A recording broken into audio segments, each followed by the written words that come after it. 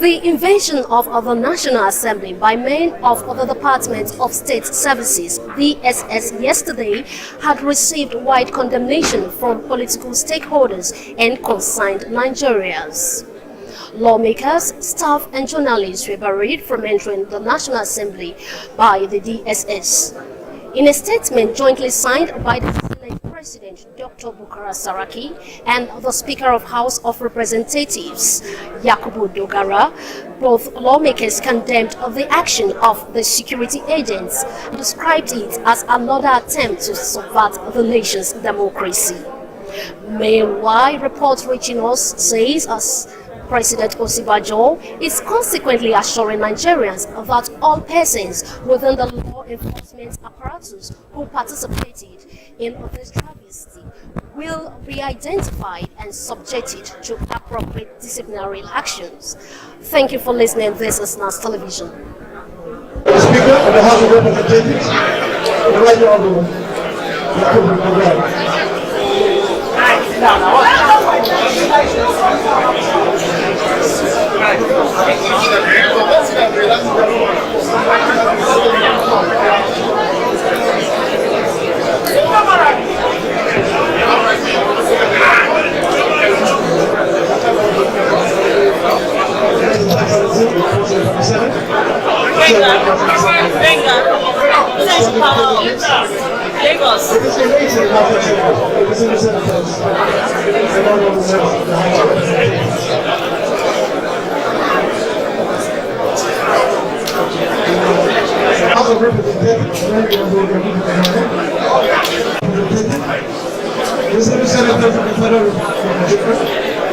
Honorable members, we've started.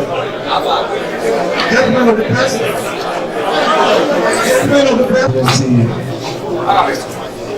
Honorable Speaker, House of Representatives, leadership of the Senate, leadership of the House of Representatives, my distinguished colleagues, the Senate, my members of the House of Representatives, management of the National Assembly, and members of the press corps. Let me on behalf of the National Assembly welcome you, members of the press corps, and thank you for wearing our invitation. It is a matter of record that yesterday, lawmakers and staff of the National Assembly were prevented from entering the National Assembly complex by hooded, unmasked, and heavily armed security agents, Department of State Services, DSS. All entry to the complex were blocked as early as 6:30 a.m. The National Assembly, the seat of democracy in Nigeria, was under lockdown. Senators and members of the House of Representatives were prevented from gaining access.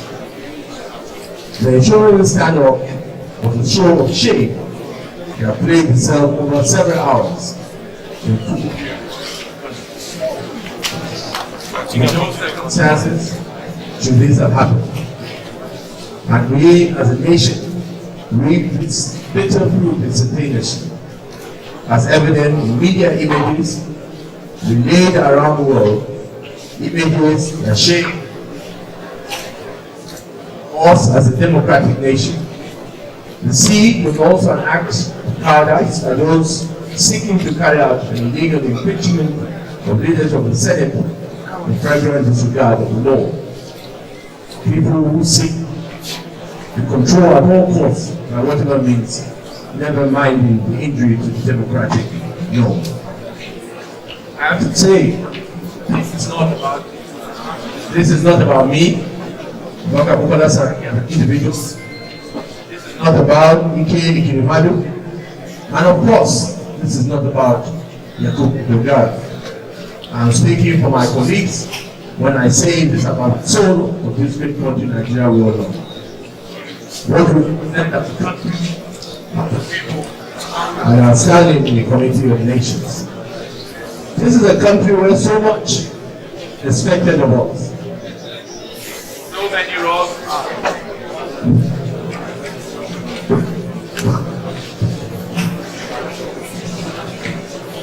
So many wrongs, no matter that we are supposed to have ascended as a nation.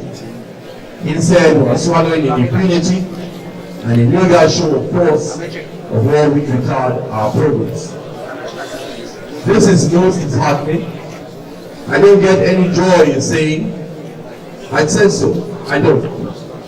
However, some of you will recall a few years ago, or 2 years ago, I stated that there was a government within the government to a purpose that was not in the interest of what the people voted for.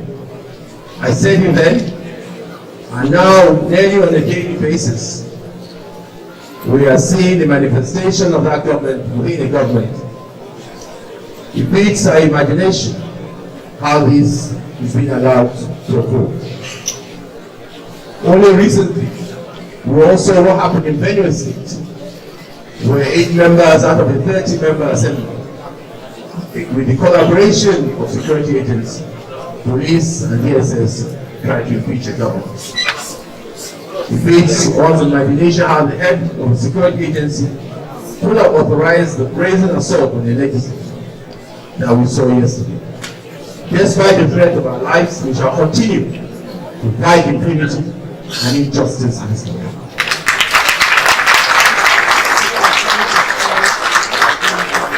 Happily, by the actions that Nigerians took yesterday, we demonstrated a strong resolve as a nation not to give ground to oppression. The legislation, more than any institution in this country, more than any other arm of government, represent the will of the people.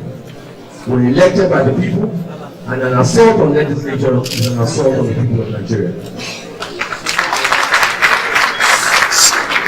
The possible shutdown of the legislature was an unquestionable assault on the national institution, and thanks to all your efforts, the aggressors have been put to shame. The resistance mounted by the staff, our staff of the National Assembly, my colleagues in both chambers, and the civil society, who refused to leave the entrance of this complex, the siege was broken. Strength is my faith, and that of the Honorable Speaker, to the people of this country. The rain fell, and the sun rose, but Nigerians took their ground in defense of democracy. The restraint of will demonstrated by everyone against unwarranted and unconstitutional materialistic might, the siege could not stand.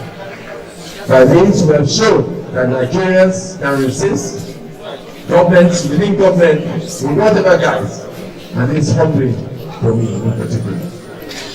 Those who sought to defend the attack on this leadership for the selfish reason further affirmed my belief in this country. They attempted to execute an illegal impeachment of the leadership of the Senate without the backing of the law.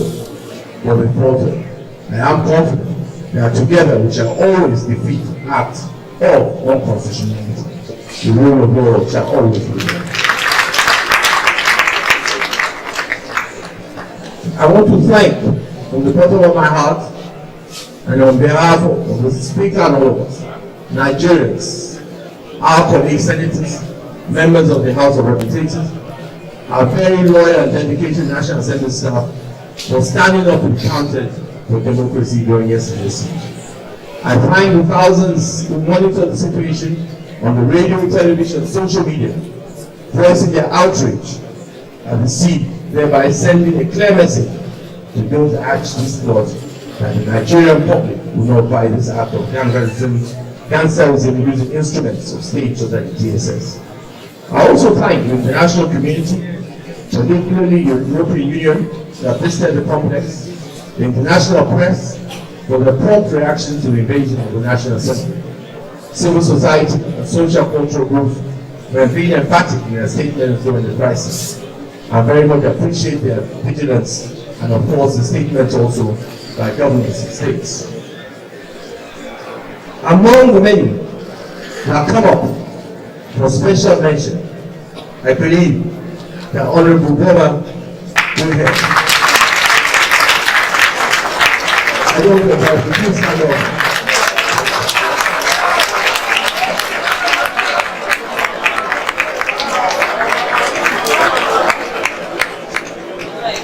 A member of the House of Representatives stands up. She looked at the mass security operating in the eye and dared him to shoot her.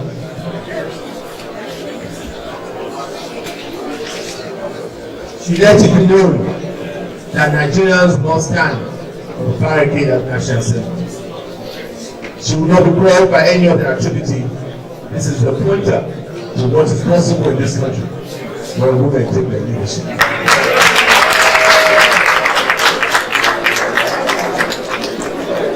I applaud all who keep against this atrocity and who stood firm until sanity prevails. I am proud of how everyone conducted themselves in what no doubt pretends stand-up. The principled stance and defiant reactions to this ugly incident prove crucial to the failure of the plot. This is what I've been saying about the power of the people, the role of the people defending democracy is paramount. I must thank also the acting president, Professor Video.What for his handling of the situation we were all confronted with yesterday. His decisive action went a long way, restoring confidence and the image of our country. It sent a powerful message, and the State Department, State Security Services cannot be recklessly deployed against institutions of our democracy. The power of leadership is not by party, and we must commend where it needs to be commended and where we find it necessary. The acting president did the right thing.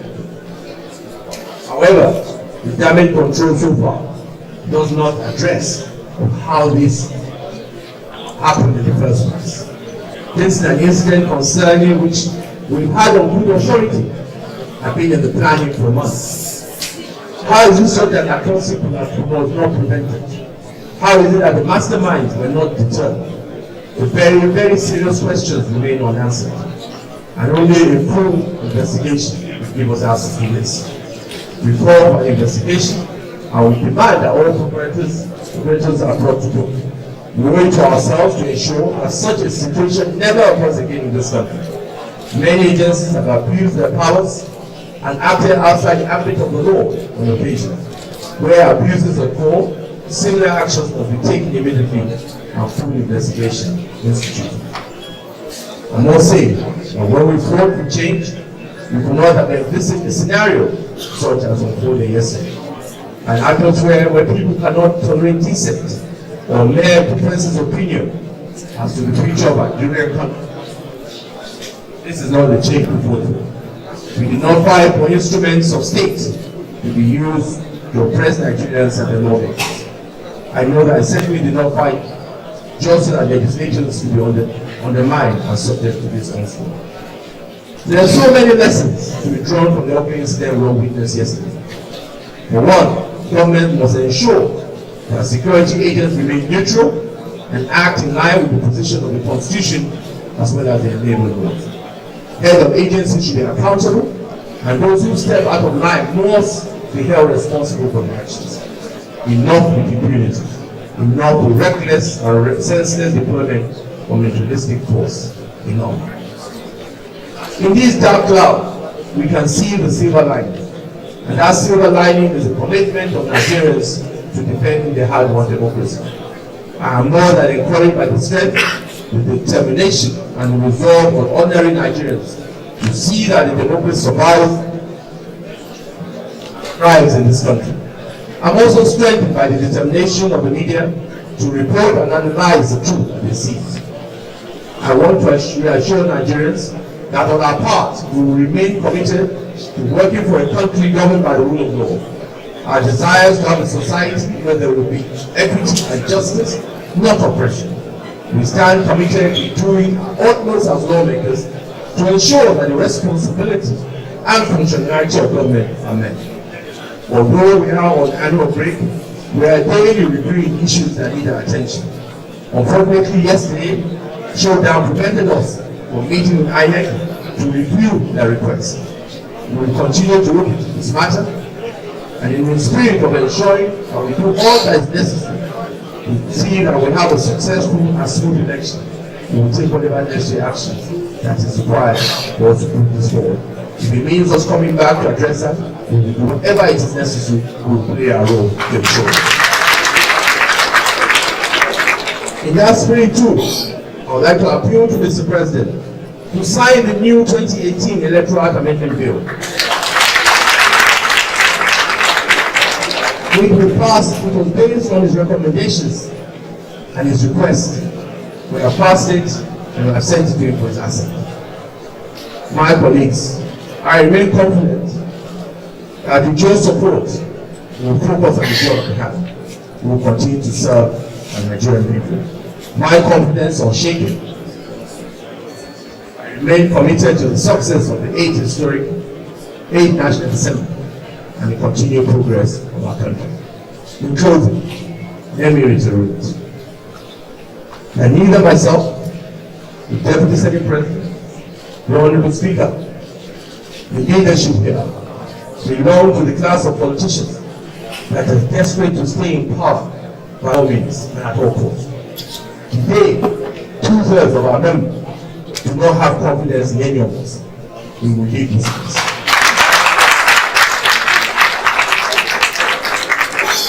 I repeat again and again, this is not about us. This is about respecting our constitution, and this is about the rule of law, and this is about Nigeria that we all wish, and with us together we will build together. I thank you. God bless all of you.